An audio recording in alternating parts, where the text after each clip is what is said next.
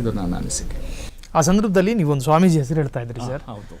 ಚಿನ್ನಯ್ಯ ನಿರ್ಮಲಾನಂದ ಸ್ವಾಮೀಜಿಯನ್ನ ಭೇಟಿ ಮಾಡಿದ್ದು ನಿಜವೇ ಆಗಿದ್ದರೆ, ನಿರ್ಮಲಾನಂದ ಸ್ವಾಮೀಜಿಯ ಸನ್ನಿಧಾನಕ್ಕೆ ಹೋಗಿ ಎಲ್ಲಾ ಸತ್ಯಗಳನ್ನ ಹೇಳಿರುವುದು ನಿಜವೇ ಆಗಿದ್ದರೆ, ನಿರ್ಮಲಾನಂದ ಸ್ವಾಮೀಜಿ SIT ಅಧಿಕಾರಿಗಳು ಮುಂದೆ ಹೋಗಿ ಹೇಳಬೇಕು ಅಂತ ಏನಾದರೂ ಕಡ್ಡಾಯ ಇದೆಯಾ? ಅಲ್ಲ, ನಾನು ಅದ್ರ ಬಗ್ಗೆ ಟೀಕೆ ಮಾಡೋಕ್ಕಾಗಲ್ಲ. ಅವರು ಗೌರವಾನ್ವಿತ ಹರಿಚುಂಚನಗಿರಿ ಸ್ವಾಮೀಜಿಗಳು, ಅವರ ಬಗ್ಗೆ ನಾವು ಇತಿಮಿತಿಯಲ್ಲಿ ಮಾತಾಡಬೇಕು. ಬಟ್ ಈ ಚಿನ್ನಯ್ಯ ಮತ್ತು ಇತರರು, ಈ ಚಿನ್ನಯ್ಯ ಮತ್ತು ಅವರ ಜೊತೆಲಿರ್ತಕ್ಕಂಥ 4-5 ಜನ ಸಂಗಡಿಗರು ಆದಿಚುಂಚನಗಿರಿಯ ನಿರ್ಮಲಾನಂದನ ಮುಂದೆ ಹೋಗಿ ಅಳಲು ತೋಡ್ಕೊಂಡು ಅವ್ರ ಹತ್ರ ಕೂತು ಚರ್ಚೆ ಮಾಡ್ತಿರ್ತಕ್ಕಂಥ 5-6 ಕಲರ್ ಫೋಟೋಗಳನ್ನು ನಾನು ನೋಡಿದ್ದೇನೆ. ಆ ಕಾರಣಕ್ಕಾಗಿ ಮತ್ತೆ ವಿಡಿಯೋಗಳಲ್ಲೂ ಕೆಲವೆಲ್ಲ ಬಂದಿದೆ. ಸೊ ಇದು ಸಂಪೂರ್ಣ ಸುಳ್ಳಲ್ಲ. ಹೆದರಿಸಿ ಬೆದರಿಸಿ ಒಂದ್ಸಲ ಹೇಳಿರ್ತಕ್ಕಂಥದ್ದನ್ನ ಮತ್ತೊಂದ್ಸರಿ ಸಂಪೂರ್ಣವಾಗಿ ಸುಳ್ಳು ಅಂತ ಹೇಳಿ ಘೋಷಣೆ ಮಾಡುವಂತೆ ಮಾಡಿರ್ತಕ್ಕಂಥ ಒತ್ತಡ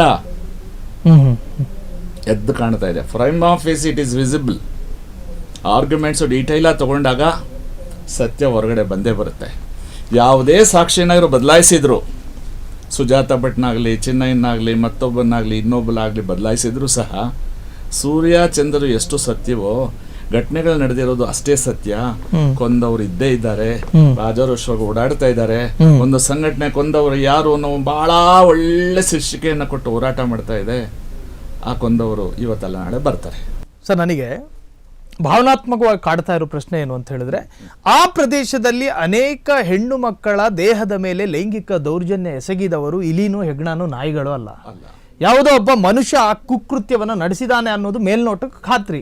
ಮನುಷ್ಯ ಅಂತ ಕರೆಸಿಕೊಳ್ಳುವ ಕಣ್ಣಿದ್ದವ ಕಿವಿ ಇದ್ದವನಿಗೆ ಅದು ಖಾತ್ರಿ. ಆದರೆ ಈ ಪ್ರಕರಣಗಳಿಗೆ ನ್ಯಾಯ ಕೊಡಿ ಅಂಥೇಳಿ ನ್ಯಾಯ ಕೇಳಿ ದೂರು ಮುಖೇನ ಸರ್ಕಾರ ಅಥವಾ ಇಲಾಖೆಯನ್ನು ಎಚ್ಚರಿಸುವ ಪ್ರಯತ್ನ ಮಾಡಿದ ನಿಮ್ಮ ಕಕ್ಷಿದಾರ ಜಯಂತ್ ಟಿ, ಫಿರ್ಯಾದಿದಾರ, ಒಬ್ಬ ದೂರುದಾರ, ನ್ಯಾಯಕ್ಕಾಗಿ ನಿರೀಕ್ಷೆ ಮಾಡಿದವ ಆತ ಈಗ ನಿಮ್ಮ ಕಣ್ಮುಂದೆ ಆರೋಪಿ ಅಂತ ಹೇಳಿ ವರದಿಗಳು ತೋರಿಸುವಾಗ ನೀವು ಇದರ ವಿರುದ್ಧ ಹೆಂಗ್ ಹೋರಾಡೋದಕ್ಕೆ ಸಿದ್ಧತೆಯಲ್ಲಿದ್ದೀರಾ ಸರ್? ನನ್ನ ಪ್ರಕಾರ the act done in good faith is not an offence. ಅವರು ಮಾಡಿರ್ತಕ್ಕಂಥ ಕೊಟ್ಟಿರ್ತಕ್ಕಂಥ ಕಂಪ್ಲೇಂಟ್ಗಳು, ಮಾಡ್ತಾ ಇರ್ತಕ್ಕಂಥ ಹೋರಾಟಗಳು ನ್ಯಾಯಕ್ಕಾಗಿ, ಯಾವುದೋ ಲೂಟಿಗಾಗಿ ಅಲ್ಲ, ದುಡ್ಡು ಹೊಡೆಯೋಕ್ಕಾಗಿ ಅಲ್ಲ. ಅವ್ರ ಮೇಲೆ ಒಂದೇ ಒಂದು ಆರೋಪ ತೋರಿಸ್ಬಿಡಿ. ಇಲ್ಲ, ಯಾವುದೋ ಈಗ ನಾನು ಪತ್ರಿಕೆಗಳಲ್ಲಿ ನೋಡಿದೆ, ಏನಂತ ಹೇಳಿ ಅವರು ಡ್ರಗ್ ಪೆಡ್ಲಿಂಗ್ ಮಾಡ್ತಾರೆ, ಮೀಟರ್ ಬಡ್ಡಿ ಮಾಡ್ತಾರೆ, ಅರಣ್ಯದಲ್ಲಿ ಮರ ಕರ್ಕೊಂಡ್ಬಂದು ಮಾಡ್ತಾರೆ, ಚರ್ಚ್ಗಳಿಂದ ದುಡ್ಡು ಬರ್ತಾ ಇದೆ, ಮಸೀದಿಗಳಿಂದ ದುಡ್ಡು ಬರ್ತಾ ಇದೆ, ಫಾರಿನ್ ಫಂಡ್ಸ್ ಬರ್ತಾ ಇದೆ. ಹೌದು, SIT ಇಷ್ಟೊಂದು ತನಿಖೆ ಮಾಡಿದಿಲ್ಲ, ಎಲ್ಲೋ ಒಂದು ಸುಳಿವು ಸಿಕ್ಕಿಲ್ಲ ಅದ್ರ ಬಗ್ಗೆ. ತೇಜೋದೇ ಆಗಿರೋದು ಬಿಟ್ರೆ ಒಂದು ದಾಖಲೆನೂ SIT ಸಿಕ್ಕಿಲ್ಲ ಅಂತ ನನ್ನ ಪ್ರಾಮಾಣಿಕ ನನ್ನ ಅನಿಸಿಕೆ. ಅಕಸ್ಮಾತ್ ಸಿಕ್ಕಿದ್ರೆ SIT ತಂದು ಕೊಡ್ಲಿ. ನಿಮ್ಮ ಕಕ್ಷಿದಾರನ ಮನೆಗೆ ಭೇಟಿ ಕೊಟ್ಟಿತ್ತು SIT ಅಧಿಕಾರಿಗಳು ಆ ಗುಮಾನಿಯ ಮೇರೆಗೆ. ಹೌದು, ಏನು ಸಿಗ್ಲಿಲ್ವಾ? ಅದ್ರ ಉಲ್ಲೇಖ ಇಲ್ಲಿದೆ.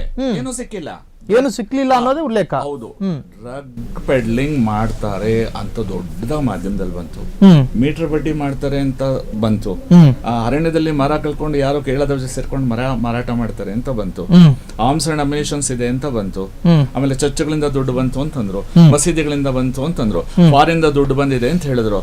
ಧರ್ಮಸ್ಥಳದ ದೇವರ ವಿಚಾರದಲ್ಲಿ ದೇವರಿಗೆ ಕಳಂಕ ತರಬೇಕು ಅಂತ ಹೇಳಿ ಬೇರೆ ಯಾರೋ ಮಾಡ್ತಿದ್ದಾರೆ ಅನ್ನತಕ್ಕಂಥ ನೆಪ ಒಡ್ಡಿ ನಿಜವಾದ ಕುಖ್ಯಾತ ಅಪರಾಧಿಗಳು ಪ್ರಖ್ಯಾತರಾಗ್ತಿದ್ದಾರೆ. ಅನೇಕರ ಪ್ರಶ್ನೆ ಇದಾಗಿತ್ತು ಸರ್. ಆರಂಭದಿಂದಲೇ ನೀವು ಇದಕ್ಕೊಂದು ಪ್ರತ್ಯೇಕವಾದಂತಹ ಕಾಳಜಿ ವಹಿಸಿರೋರು ಈ ಪ್ರಕರಣದಲ್ಲಿ.